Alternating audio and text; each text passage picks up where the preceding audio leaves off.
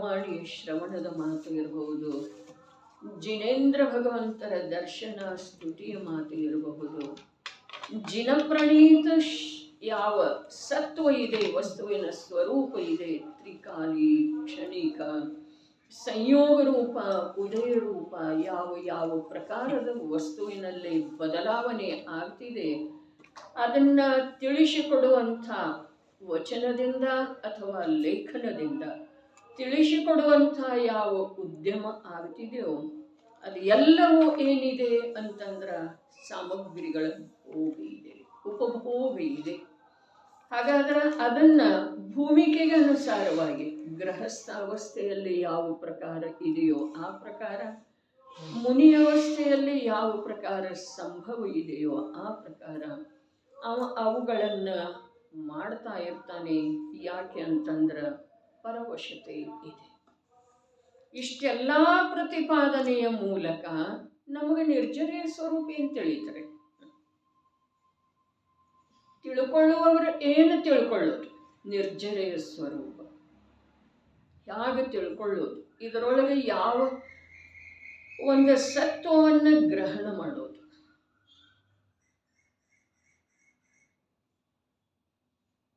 ಅರೆ, ಕ್ಷಪಕ ಶ್ರೇಣಿಯ ಆರೋಹಣೆ ಸ್ವಯಂ ಮಾಡೋದಿದೆ.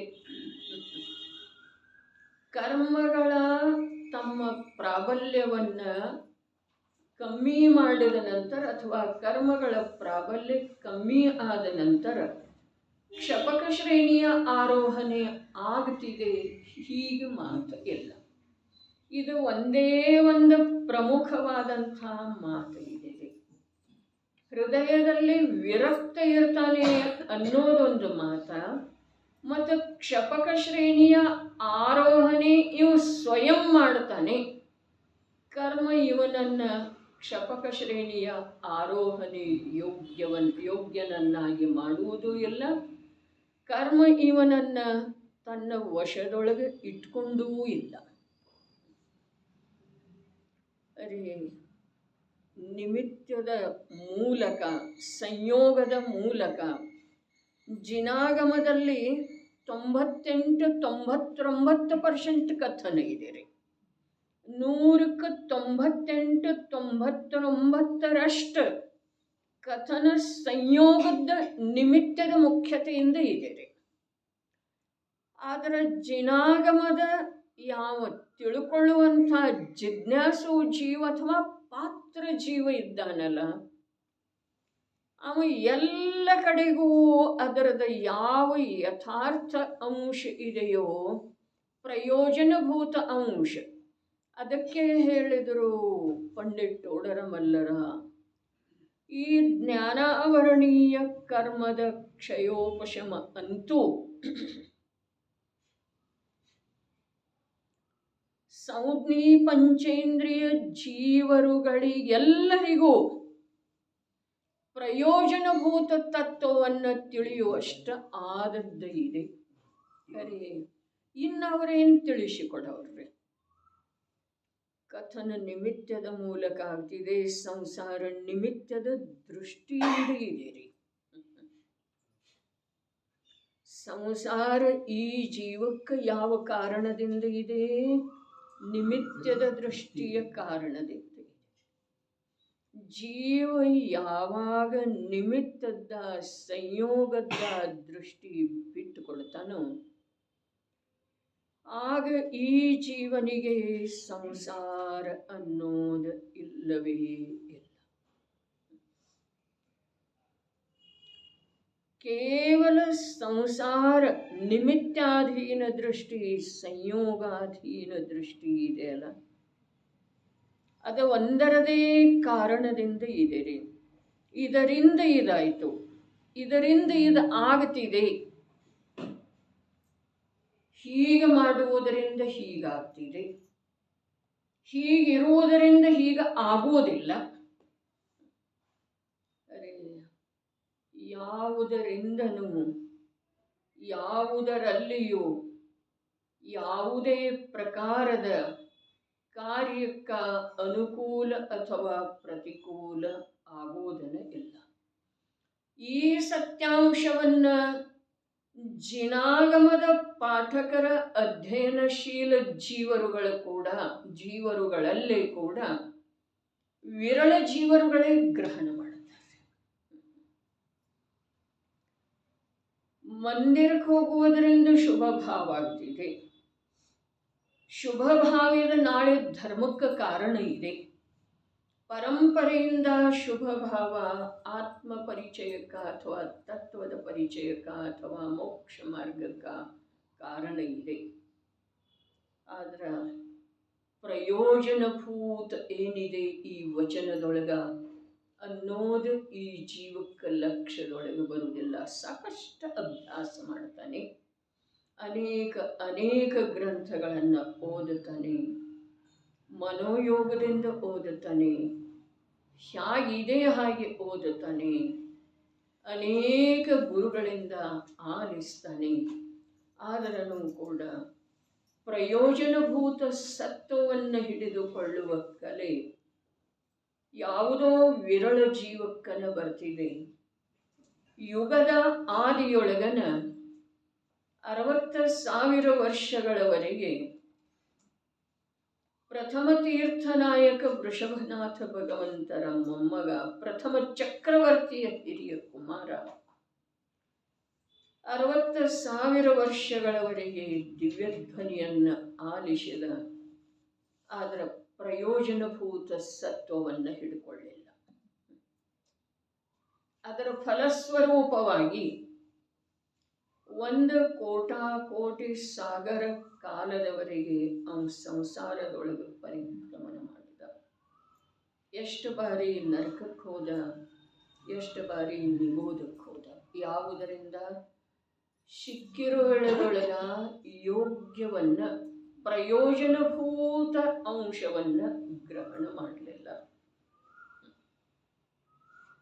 ಅದು ಕಠಿಣ ಇಲ್ಲ, ಆದರೂ ಕೂಡ ಈ ಜೀವಕ್ಕೆ ಅನಭ್ಯಾಸದ ಕಾರಣದಿಂದ ಕಠಿಣ ಮಾತ್ರ ಅಲ್ಲ, ಅಸಾಧ್ಯ ಆಗಿದೆ. ಅರೆ, ಇಲ್ಲಿ ಹೇಳ್ತಾ ಇದ್ದಾರೆ ಒಂದ, ಆದರೆ ಹೇಳುವುದಿದೆ ಇನ್ನೊಂದ. ಬಂಧ ಆಗುವುದಿಲ್ಲ, ನಿರ್ಜರೆ ಆಗ್ತಿದೆ ಅನ್ನುವ ಕಥನ ಸರಿ ಇದೆ. ಆದರೆ ಯಾವುದು ಉದಯ ಇದೆ ಅಲ್ಲಿಯವರೆಗೆ ಇವು ಪರವಶ ಇದ್ದಾನೆ. ಯಾವ ಪ್ರಕಾರ ದೊರೆಯ ಸೇವೆ ಮಾಡುವುದರಿಂದ, ಒಕ್ಕಲುತನ ಮಾಡುವುದರಿಂದ, ಅದರಿಂದ ಫಲದ ಪ್ರಾಪ್ತಿ ಅವನಿಗೆ ನಿಶ್ಚಿತವಾಗಿ ಆಗ್ತಿದೆ ಅಂಥೇಳಿ ಹೇಳಿದ್ದಾರೆ. ಜೀವ ಎಲ್ಲಿ ಜಾಗರೂಕಿರೋದು? ಇಲ್ಲಿ ಯಾವ ಪ್ರಕಾರ ಜ್ಞಾನದೊಳಗ ಸಮ್ಯಕ್ತನದ ಮೂಲಕ ಯಥಾರ್ಥತೆಯನ್ನು ಗ್ರಹಣ ಮಾಡೋದು. ಇಲ್ಲಿ ಈ ಕಥನದೊಳಗ ಎಲ್ಲಿಯವರೆಗೆ ಅವನಿಗೆ ಕ್ಷಪಕ ಶ್ರೇಣಿಯ ಆರೋಹಣೆ ಆಗುವುದಿಲ್ಲ, ಅಲ್ಲಿಯವರೆಗೆ ಬೇಕಾದರೆ ಅವನು ಮುನಿನೇ ಇರಲಿ, ಪಂಚಮಹಾವ್ರತದ ಧಾರಕನೇ ಇರಲಿ, ಜಿನೇಂದ್ರ ಪ್ರಭು ಹೇಳಿರುವಂಥ ಮಾರ್ಗದಲ್ಲಿ, ಅರೆ ಅದು ಮೋಕ್ಷದ ಮಾರ್ಗ ಇದೆ ರೀ. ಯಾವುದ? ಅಂತರ್ಬಾಹ್ಯ ನಿರ್ಗ್ರಂಥ ಮುನಿ ದಶಾ ಏನಿದೆ ಅಲ್ಲ, ಅದು ಮೋಕ್ಷದ ಮಾರ್ಗ ಇದೆ. ಜಿನೇಂದ್ರ ಪ್ರಭು ಅದನ್ನೇ ಮೋಕ್ಷದ ಮಾರ್ಗ ರೂಪವಾಗಿ ಹೇಳಿದ್ದಾರೆ. ಆದರೆ ಅದನ್ನು ಅಂಗೀಕಾರ ಮಾಡಿದ ನಂತರ ಕೂಡ ಅವನಿಗೆ ಪರವಶತೆ ಬಿಡುವುದಿಲ್ಲ. ಅದೇ ಅದನ್ನು ಅಂಗೀಕಾರ ಮಾಡಿರುವುದೇನಿದೆಯಲ್ಲ, ಇದುವೇ ಪರವಶತೆ. ಜಿನೇಂದ್ರ ಪ್ರಭುವಿನ ವಚನದ ರಹಸ್ಯವನ್ನು ತಿಳ್ಕೊಳ್ಳುವುದ ಮಹಾನ್ ಕಷ್ಟದ ಕಾರ್ಯ ಇದೆ. ಅದರ ಸಲುವಾಗಿ ಅಪ್ಪಾಜಿಯನ್ನು ಹೇಳಿದ್ರಲ್ಲ, ನಿವೃತ್ತಿ ಪೂರ್ವಕ ಅಧ್ಯಯನ ಬೇಕು ಅಂಥೇಳಿ. ನಿವೃತ್ತಿ ಯಾವುದರದ ನಿವೃತ್ತಿ? ಅರೆ, ಸಂಸಾರದ ಬಂಧ ಯಾವ್ಯಾವ ಪರಿಣಾಮ ವಿಶೇಷಗಳಿಂದ ಆಗ್ತಿದೆಯೋ ಅವು ಎಲ್ಲವುಗಳಿಂದ ನಿವೃತ್ತಿ. ಯಾವುವುಗಳಿಂದ ಆಗ್ತಿದೆ? ದೇವಪೂಜಾ, ಗುರು ಉಪಾಸನೆ, ಪಂಚಮಹಾವ್ರತದ ಪರಿಪಾಲನೆ. ನಾವು ಎಲ್ಲಿ ಕೂತಿದ್ದೆವು, ಏನನ್ನು ಓದ್ತಾ ಇದ್ದೆವು ಅಲ್ಲಿಯ ಅನುಸಾರ ತಿಳ್ಕೊಳ್ಳೋದ್ರಿ. ನಮ್ಮ ಅಂತರಂಗದೊಳಗೆ ಏನಿದೆ, ನಮ್ಮ ಬುದ್ಧಿಗೆ ಎಷ್ಟು ತಿಳಿತಿದೆ ಅದರ ಅನುಸಾರ ತಿಳ್ಕೊಂಡ್ರೆ ವಸ್ತು ಸ್ವರೂಪ ಅಥವಾ ಚಿನಾಗಮದ ತಿರುಳ ನಮ್ಮ ಕೈಗೆ ಬರೋ ಸಾಧ್ಯ ಇಲ್ಲ. ಏನು ಹೇಳಿತು? ಯಾವುದರಿಂದ ಸಂಸಾರದ ಬಂಧ ಆಗ್ತಿದೆಯೋ ಆ ಪರಿಣಾಮ ವಿಶೇಷಗಳಿಂದ ನಿವೃತ್ತಿ ಪೂರ್ವಕ ಸ್ವಾಧ್ಯಾಯ ಅಧ್ಯಯನ. ಅರೆ, ಜೀವನದ ತುಂಬೆಲ್ಲ ನಿವೃತ್ತಿ ಇಲ್ಲದಿದ್ದರೆ ಇರಲಿ, ಆದರೆ ಆ ಕಾರ್ಯ ಮಾಡುವ ವೇಳೆದೊಳಗೆ ಸಂಪೂರ್ಣ ಪ್ರಾಮಾಣಿಕ ರೂಪದಿಂದ ನಿವೃತ್ತಿ ನಮಗೆ ಇರುವುದಿಲ್ಲ. ಇದೇನಿಲ್ಲ ಅಂಥೇಳಿ ನಾವು ನೋಡ್ಕೊಳ್ಳೋದು, ಇರುವುದಿಲ್ಲ ಅಂಥೇಳಿ ನಮ್ಮಂತರಂಗದ ಅವಲೋಕನೆ ಪೂರ್ವಕ ನಾವು ನಿರ್ಣಯ ಮಾಡಿದ್ದೆ. ಆದ್ರೆ ಅದು ಹೇಗೆ ಇರಬಹುದು ಅನ್ನೋದರ ಸಲುವಾಗಿ ಪ್ರಯತ್ನ ಮಾಡಬಹುದ್ರಿ. ಇರುವುದಿಲ್ಲ ಅಂಥೇಳಿ ಬರೀ ಉತ್ತರ ಹೇಳಿದ ನಂತರ ಆ ಕಾರ್ಯ ಆಗುವಂಥದ್ದು ಇಲ್ಲ. ನಿವೃತ್ತಿ ಪೂರ್ವಕ ಅಧ್ಯಯನ ಬೇಕು. ಅರ್ಥಾತ್ ಯಾವುದೇ ಪರಿಣಾಮ ವಿಶೇಷ, ಪರಾಶ್ರಿತ ಪರಿಣಾಮ ವಿಶೇಷಗಳಿಂದ ಜ್ಞಾನಕ್ಕೆ ಅತ್ಯಂತ ನಿವೃತ್ತಿ ಬೇಕ್ರಿ. ಏನು ಹೇಳ್ತು? ಯಾವುದೇ ಪರಾಶ್ರಿತ ಪರಿಣಾಮ ವಿಶೇಷದಿಂದ ಜ್ಞಾನಕ್ಕೆ ಅತ್ಯಂತ ನಿವೃತ್ತಿ ಬೇಕ್ರಿ. ತಿಳಿತಾರೆ? ಯಾವುದೇ ಪರಾಶ್ರಿತ ಪರಿಣಾಮ ವಿಶೇಷದಿಂದ ಜ್ಞಾನ ಸಾಮಾನ್ಯಕ್ಕೆ ಅತ್ಯಂತ ನಿವೃತ್ತಿ. ಕ್ಷಪಕ ಶ್ರೇಣಿಯ ಅರ್ಥನ ಅದ ಇದೆ.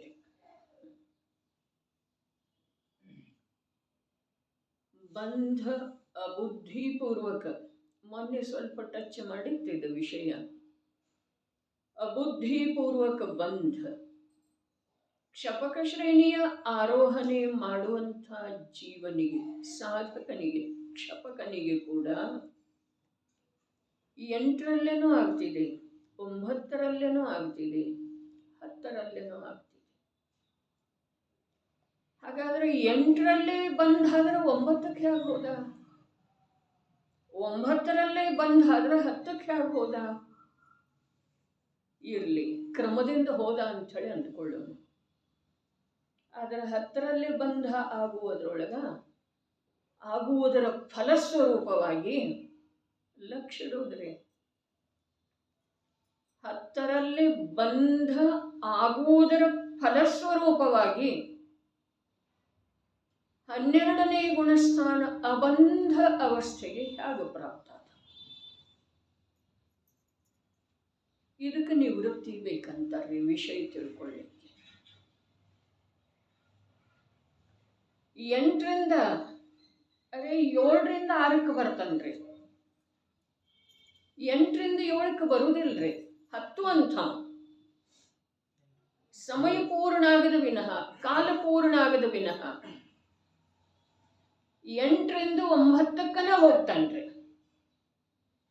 8ರೊಳಗೆ ಬಂಧ ಆಗ್ತಾ ಇರೋ ವೇಳೆದೊಳಗೆ 9ಕ್ಕೆ ಹೋದ. ಬಂಧದ ಫಲಸ್ವರೂಪವಾಗಿ ಮೇಲೆ ಹೋದನ.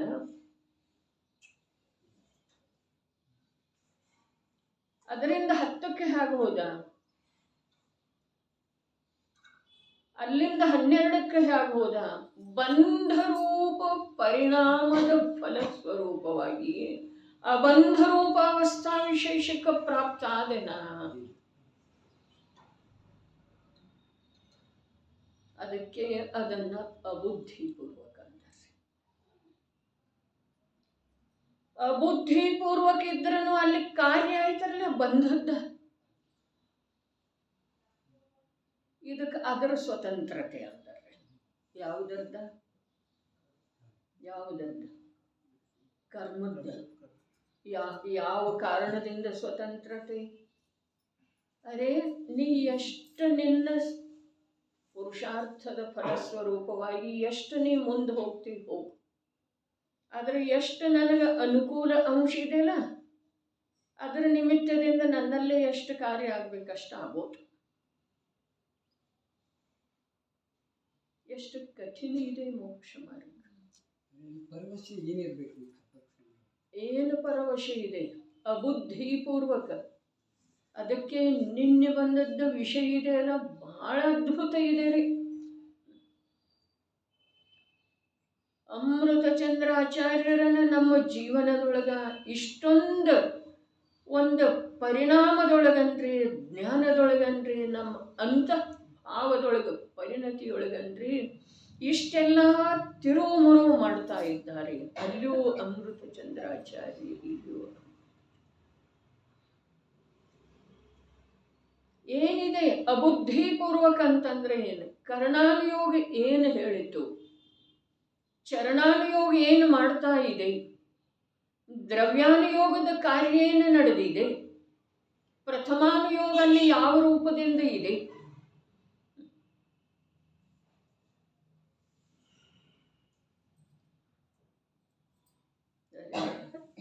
ಶಾಸ್ತ್ರ ಓದೋದಂತಂದ್ರೆ ಮಕ್ಕಳ ಆಟ ಅಲ್ಲ.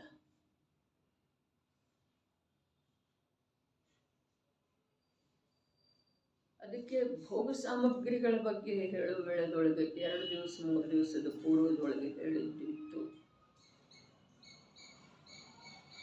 ಭಾಗ್ಯದಿಂದ ಸಾಮಗ್ರಿಯ ಪ್ರಾಪ್ತಿಯಾಗುತ್ತಿದೆ, ಆದರೆ ಆ ಸಾಮಗ್ರಿಯ ಉಪಭೋಗ ಆಗೋದ ಅಥವಾ ಇಲ್ಲ ಜೀವದ ಪರಿಣಾಮದ ಅಧೀನಿಲ್ಲ, ಅದು ಪದಾರ್ಥದ ಅಧೀನ. ಇದನ್ನು ಈಗ ಯಾಕೆ ಹೇಳ್ತು? ಈಗ ಹೇಳ್ತಾ ಇರೋದು ಇಷ್ಟೇ, ಭಾಗ್ಯದಿಂದ ಜಿನವಾಣಿ ಲಕ್ಷಿಸಿದ್ದ ಇದೆ, ಆದರೆ ಪುರುಷಾರ್ಥದಿಂದ ಅದನ್ನು ತಿಳ್ಕೊಳ್ಳೋ ಸಾಧ್ಯ ಇದೆ. ಜಿನವಾಣಿ ಸಿಕ್ಕ ಮಾತ್ರಕ್ಕೆ, ಓದಿದ ಮಾತ್ರಕ್ಕೆ, ಕೇಳಿದ ಮಾತ್ರಕ್ಕೆ ಪ್ರಯೋಜನಭೂತ ಸತ್ವ ಹಿಡಿತದೊಳಗೆ ಬರುವುದಿಲ್ಲ. ಅನೇಕ ದಶಕಗಳಾದವು, ಇನ್ನು ಮೇಲೆ ಸ್ವಲ್ಪ, ಅರೆ ಇನ್ನು ಮೇಲೆ ಅರ್ಥ ಆತ ದಿನದಿಂದ ದಿನಕ್ಕ, ಕ್ಷಣದಿಂದ ಕ್ಷಣಕ್ಕ ನಮಗೆ ಗಂಭೀರತೆ ಬರಲಿಕ್ಕೆ ಬೇಕು, ವಿಷಯದ ಕುರಿತು ಸಮರ್ಪಣೆಯ ಭಾವ ಬರಲಿಕ್ಕೆ ಬೇಕು. ಗ್ರಹಣ ಆಗ್ತಾ ಇರುವಂಥ ಜ್ಞಾನದೊಳಗಿನ ಯಾವ ಒಂದು ಸತ್ವ ಇದೆ ಅದನ್ನ ಸಂಪೂರ್ಣ ರೂಪದಿಂದ ಉಪಯೋಗ ಮಾಡಿಕೊಳ್ಳುವಂಥ ಅನಂತ ಪುರುಷಾರ್ಥ. ಕಥೆಗಾಗಿ ಕಥೆ ಇಲ್ಲ. ರತ್ನಾಕರ ವರ್ಣಿ ಹೇಳಿದ, ಕಥೆಗಾಗಿ ಕಥೆ ಹೇಳ್ತಾ ಇಲ್ಲ. ಅರೆ, ನಿನ್ನ ಭವ ಪರಂಪರೆಯ ಕಥೆಗೊಂದು ಕೊನೆ ತರುವ ಸಲುವಾಗಿ ಕಥೆ ಹೇಳ್ತಾ ಇದೆ ಮೋಕ್ಷಗಾಮಿ ಜೀವ. ಹಾಗಾದ್ರೆ ಶ್ರೇಣ್ಯಾರೋಹಣೆ ಮಾಡ್ತಾ ಇರುವಂಥ ಜೀವನದೊಳಗೆ ಪ್ರಥಮಾನುಯೋಗಿ ಬಂತಾರೆ.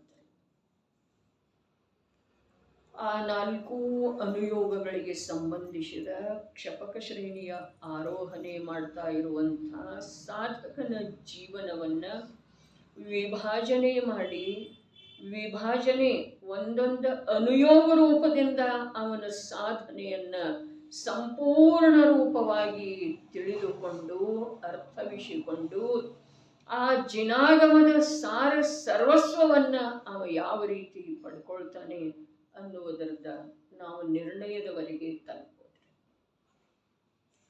ಚರ್ಚೆ ಎಲ್ಲಾನು ಮಾಡಲಿಕ್ಕೆ ಆಗೋದಿಲ್ಲ, ಬರೀ ಸಂಕೇತ ಮಾತ್ರ ಇದೆ. ಸಂಕೇತ ಮಾಡಿದ್ದೇ ಇದೆ. ಬೆಂಗಳೂರು 500 ಕಿಲೋಮೀಟರ್, ದಿಕ್ಸೂಚಿ ಇದೆ ರೀ, ಮಾರ್ಗಸೂಚಿ ಇದೆ, ಆದ್ರ ಆ ದಿಕ್ಕಿನಿಂದ ಗಮನ ಒಂದು ಅಂಶ ಕೂಡ ಅದರಿಂದ ಆಗೋದಿಲ್ಲ. ಗಮನ ಯಾರಿಗೆ ಹೋಗೋದ ಅವಶ್ಯಕ ಇದೆಯೋ ಅವರು ಸ್ವಯಂ ಹೋಗ್ಬೇಕು, ಆದ್ರೆ ಮನಸ್ಸಿಗೆ ಬಂದ ಹಾಗೆ ಅಲ್ಲ. ನನಗೆ ಯಾವುದು ಕಾಣಿಸ್ತಿದೆ ಆ ಮಾರ್ಗದೊಳಗಲ್ಲ, ಯಾವ ಕಡೆ ಮುಖ ಆಗಿದೆ ಯಾವ ದಿಕ್ಕಿಗೆ ಆ ದಿಕ್ಕಿನಿಂದ ಸ್ವಯಮೇವ ಗಮನ ಮಾಡೋದಿದೆ. ಆದ್ರೆ ಅಲ್ಲಿ ಯಾವ ದಿಕ್ಕ ಯಾವ ಮಾರ್ಗ ಸೂಚಿಸಿದರೆ ಅದೇ ಮಾರ್ಗ ಅಂಥೇಳಿನ ಜಿನಶಾಸನದ ದೇವಶಾಸ್ತ್ರ ಗುರುವಿಂದ ಪಾತ್ರ ಸಾಧಕನ ಜೀವನದೊಳಗೆ ಬಹಳ ವಿಶೇಷ.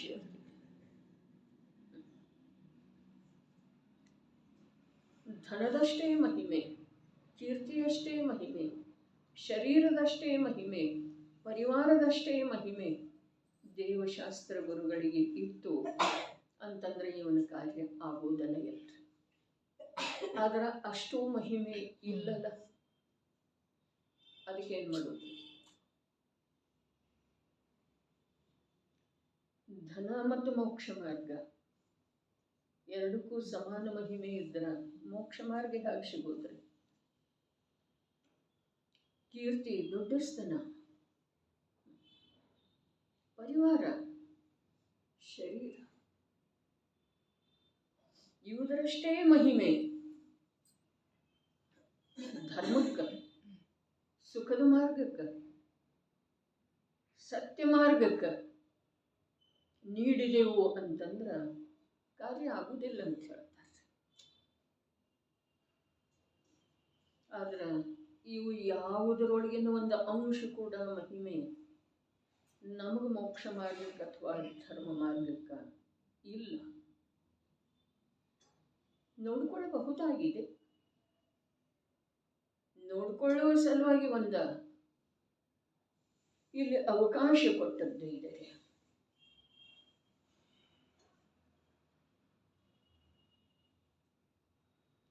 ಏನಾಗ್ತಿದೆ ಇಲ್ಲಿ? ಪರವಶತೆ ಎಲ್ಲಿದೆ? ಕ್ಷಪಕ ಶ್ರೇಣಿಯೊಳಗೆ ಸ್ವವಶತೆ ಏನಿದೆ? ಆರನೇ ಏಳನೇ ಗುಣಸ್ಥಾನದಲ್ಲಿ ಸಮಯಕ್ಕೆ ಅರೆ ಅಂತರ್ಮುಹೂರ್ತಕ್ಕಿಂತ ಅಧಿಕ ಸಮಯ ಅವ ಶುದ್ಧ ಸ್ವಭಾವದೊಳಗೆ ಉಳಿಯುವುದಿಲ್ಲ. ಲಘು ಅಂತರ್ಮುಹೂರ್ತಕ್ಕಿಂತ ಅಧಿಕ ಸಮಯ ಅವ 6ನೇ ಗುಣಸ್ಥಾನದೊಳಗೆ ಉಳಿಯುವುದಿಲ್ಲ. ಹಾಗಾದ್ರೆ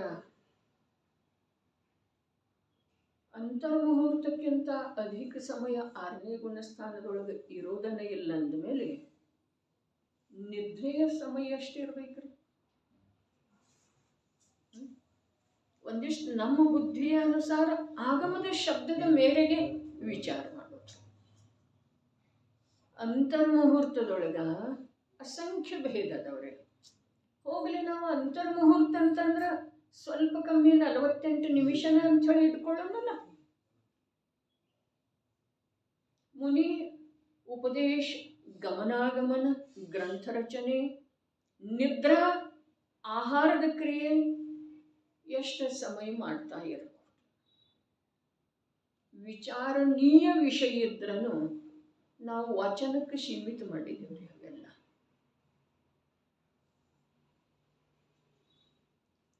ಅವರ ಸ್ವರೂಪ ತಗೊಂಡು ನಮಗೇನು ಮಾಡೋದಿದೆ? ಮಹಾಪ್ರಭು ಆ ಮಾರ್ಗದೊಳಗೆ ಆ ಸ್ಥಾನದೊಳಗೆ ನನಗೆ ಆರೂಢ ಆಗೋದಿದೆ. ಹೌದೇನಿಲ್ರಿ?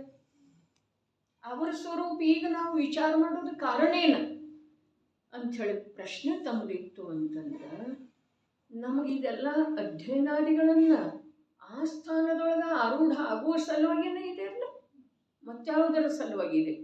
ಇಲ್ಲೇ ಇದ್ದುಕೊಂಡು, ಹೀಗೆ ಇದ್ದುಕೊಂಡು, ಇದನ್ನೇ ಮಾಡಿಕೊಂಡು ಮೋಕ್ಷಕ್ಕೆ ಪ್ರಾಪ್ತ ಆಗ್ಬಹುದೇನ್ರಿ? ಹೀಗೆ ಹೇಗದೇವ ಹಾಗೆ 1 ತಾಸು ಓದೋದ, 2 ತಾಸು ಬರೆಯೋದ, 1 ತಾಸು ಕೇಳೋದ, 1 ಅರ್ಧ ಗಂಟೆ ಅಷ್ಟವಿಧಾರ್ಚನೆ ಮಾಡೋದ, ಮತ್ತು ಉಳಿದದ್ದ ಸಮಯದೊಳಗ ಯಾವ ರೀತಿ ಸಂಸಾರ ಶರೀರ ಭೋಗ ಸಾಮಗ್ರಿಗಳಲ್ಲಿ ತನ್ಮಯ ಇದ್ದೇವೆ ಹಾಗೆ ಇರೋದ. ಯಾವಾಗ ಮೋಕ್ಷ ಮಾರ್ಗ ಅಥವಾ ಮೋಕ್ಷ ಲಭಿಸಬಹುದು? ಅದಕ್ಕೆ ಜನವರಿ 2 ದಿವಸ ಹೇಳಿದ್ದಿತ್ತು, ನಿಂತ ನೀರಿನ ಹಾಗೆ ನಮ್ಮದು ಧರ್ಮಾಚರಣೆ ನಡೆದಂತೆ ಇದೆ. ಅದರೊಳಗೆ ಶುದ್ಧಿ ಬರೋ ಸಾಧ್ಯ ಇಲ್ಲ. ಇಷ್ಟೇನಿದೆ, ಇಷ್ಟರೊಳಗೆ ನಾವು ತೃಪ್ತ ಅಥವಾ ಇಷ್ಟರೊಳಗನ ನಮ್ದು ಜೀವನ ಮುಗೀತು ಅಂತಂದ್ರೆ ನಮಗೆ ಈ ಜೀವನದ ನಂತರ ಏನಿದೆಯಲ್ಲ ಅಲ್ಲಿ ಏನೂ ಇರುವುದಿಲ್ಲ. ಏನೂ ಇರುವುದಿಲ್ಲ. ಅರೆ ಇದೆಲ್ಲ ಎಲ್ಲಿ ಹೋಗ್ತಿದೆ? ಇದೆಲ್ಲ ಯಾವುದರ ಮುಖ್ಯತೆಯಿಂದ ಮಾಡಿದ್ದೇವಲ್ಲ ಅದರೊಳಗೆ ಹೋಗ್ತಿದೆ.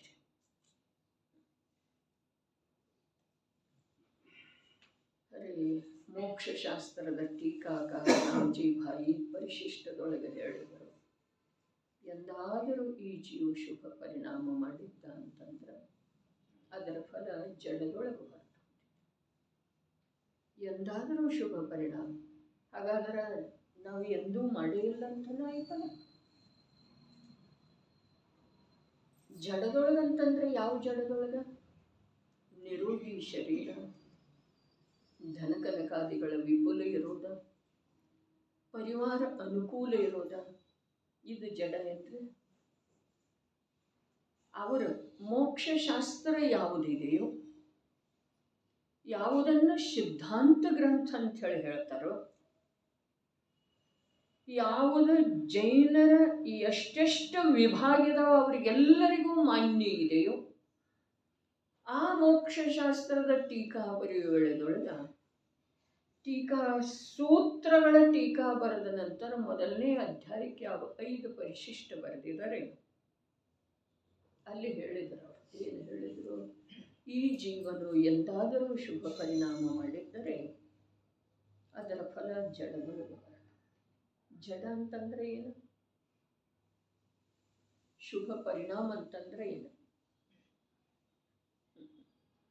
ಜಡ ಅಂತಂದ್ರೆ ಏನು? ನಿರೋಗಿ ಶರೀರ, ಅನುಕೂಲ ಪುತ್ರಾಧಿಕರ. ಜಡ ಅಂತಂದ್ರೆ ಏನು? ಇದು ಸಿಕ್ಕಿದ್ದಲ್ಲ, ಈ ಸಂಯೋಗ ಆ ತ್ರಿಲೋಕ ಪೂಜ್ಯ ಶತೇಂದ್ರ ವಂದಿತ ಜಿನೇಂದ್ರ ಪ್ರಭುವಿನ ಸಮವಸರಣ ಸದೃಶ ಮಂದಿರದೊಳಗೆ ಪ್ರವೇಶ ಮಾಡುವಂಥದ್ದು ಭಾಗ್ಯ. ಅದು ಜಡ ಇದೆ. ಅಲ್ಲಿ ನಮ್ಮ ಆತ್ಮ ಅದಂದ್ರೆ ಅಲ್ಲಿ ಅದನ್ನೇನ್ರಿ? ಹಾಗಾದ್ರೆ ಅದು ಸಂಪೂರ್ಣ ನಿರುಪಯೋಗಿ ಇದೆ ಏನ್ರಿ?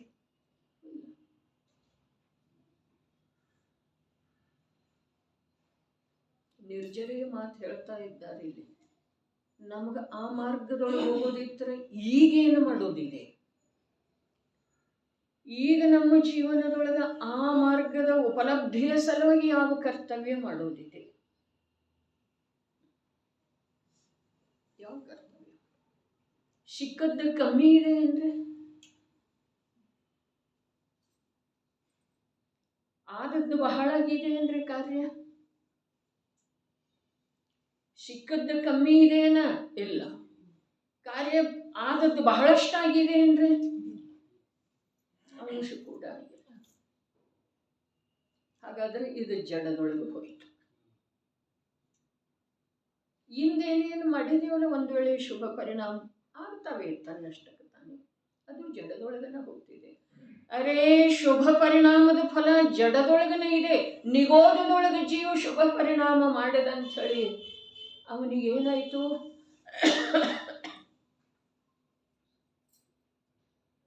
ಇಂದ್ರಿಯಗಳದ್ದು ಉಪಲಬ್ಧಿ ಆಯ್ತು.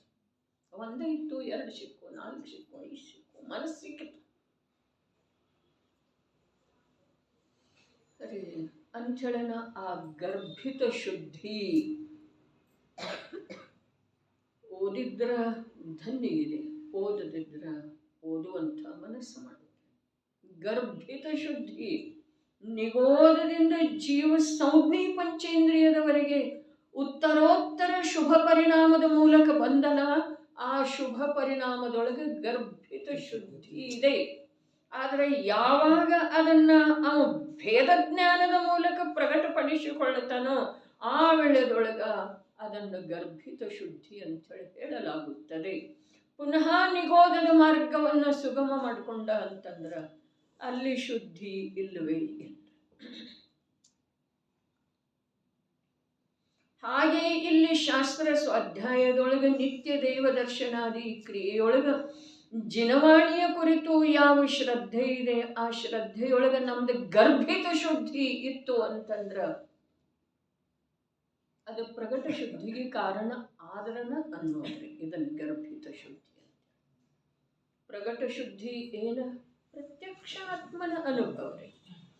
ಪ್ರತ್ಯಕ್ಷ ಜಿನಾಗಮದಲ್ಲಿ ಹೇಳಿರುವಂಥ ಯಾವ ಜೀವ ತತ್ವ ಇದೆಯೋ ಅದ ಅಜೀವ ಮೊದಲಾದ 7 ತತ್ವಗಳಿಂದ ರೀ.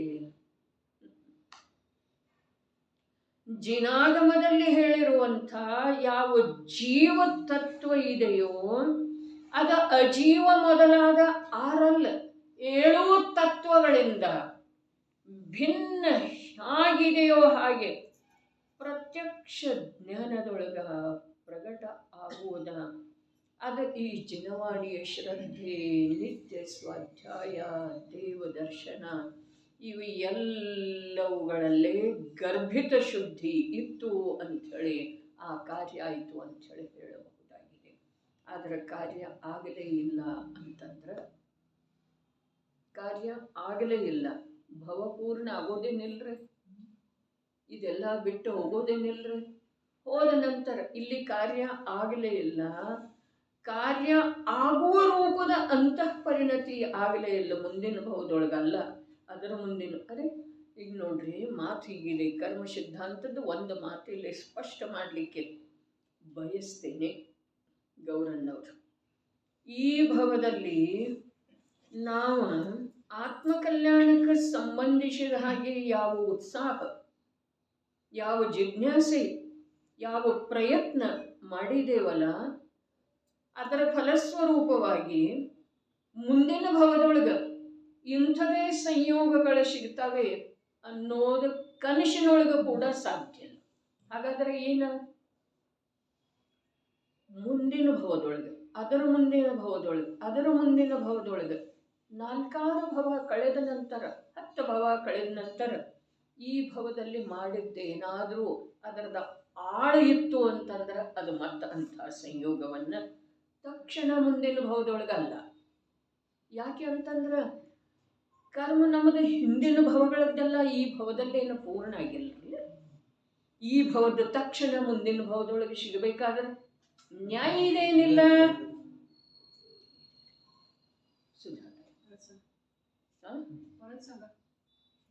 ನಮಗೆ ಹಿಂದಿನ ಅನೇಕ ಭವಗಳದ್ದೇ ಎಲ್ಲ ಇದೆಯೋ ಅಥವಾ ಇಲ್ಲ? ಈ ಭವದೊಳಗೆ ಮಾಡಿದ್ದ ತಕ್ಷಣ ಮುಂದಿನ ಭವದೊಳಗೆ ಸಿಗಬೇಕಾದ್ರೆ ಅದು ಯಾಕೆ ಸಾಧ್ಯ ಇದೆ ಅಂಥೇಳಿನ. ಅರೆ ಪ್ರಭುವಿನ ಪ್ರಭಾಮಂಡಲದೊಳಗ 3 ಭವ ಕಾಣಿಸ್ತವ್ರೆ. ಮುಂದಿನ 6 ಇದ್ರೂ 3 ಕಾಣಿಸ್ತಾವ, 600 ಇದ್ರೂ 3 ಕಾಣಿಸ್ತಾವ. 3 ಕಾಣಿಸ್ತಾವ. ಅರ್ಥಾತ್ ಈ ಭವದೊಳಗೆ ಏನೇನು ಮಾಡಿದೆ ಅದು ಮುಂದಿನ ಭವದೊಳಗೆ ಇರಂಗಿಲ್ಲ.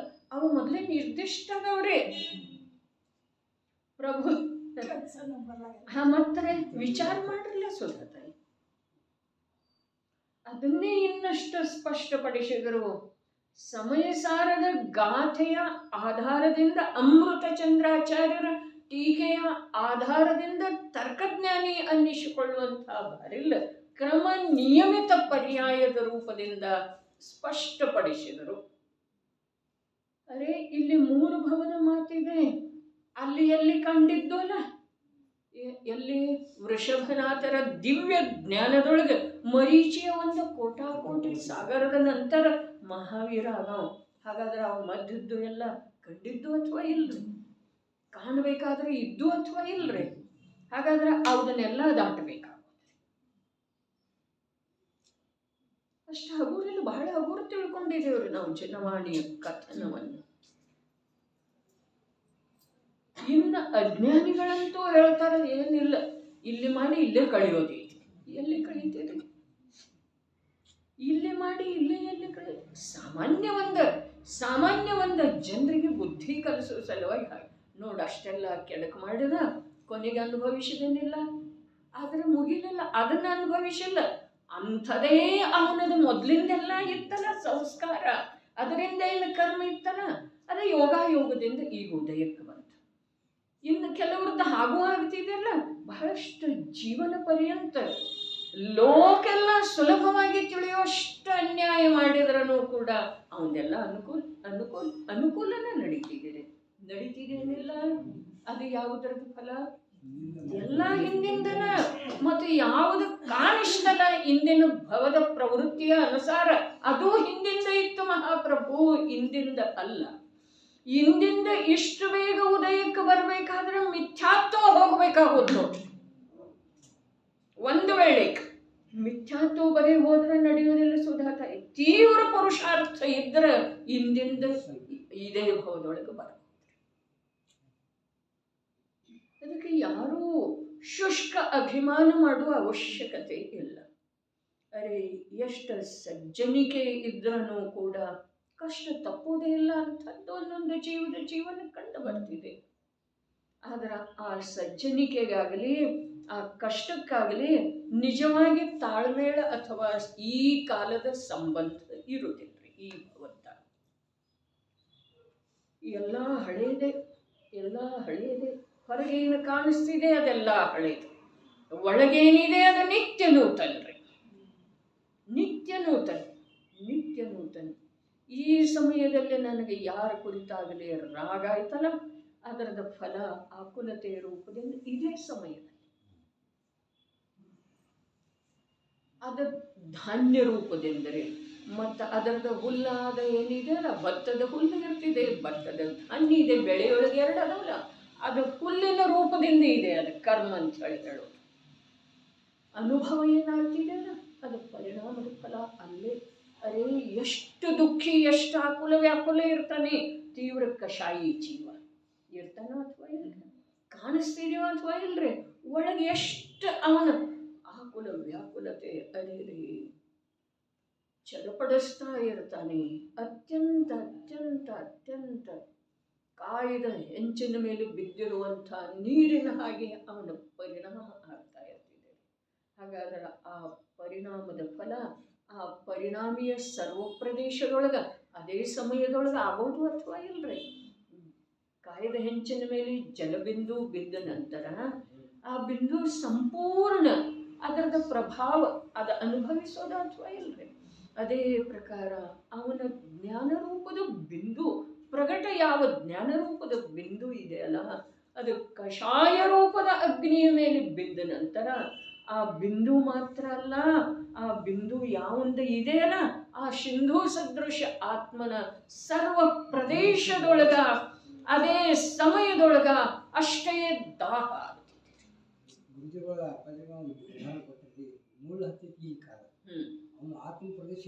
ಎಲ್ಲ ಕಡೆ ವೇದನೆ ಆಗ್ತಿದೆಯಲ್ಲ, ಏನಿದೆ ಒಮ್ಮೆಲೆ ನೆನೆದಿರುವಂಥ ಕಾಲಿನೊಳಗ ಇಷ್ಟು ಒಳಗೆ ಹೋಯಿತು ಮುಳ್ಳ ಅಂತಂದ್ರ ಅವನಿಗೆ ದುಃಖ ಅಲ್ಲಿ ಕಾಲೊಳಗೆ ಅಷ್ಟ ಆಗ್ತಿದೆ ಅಂತ.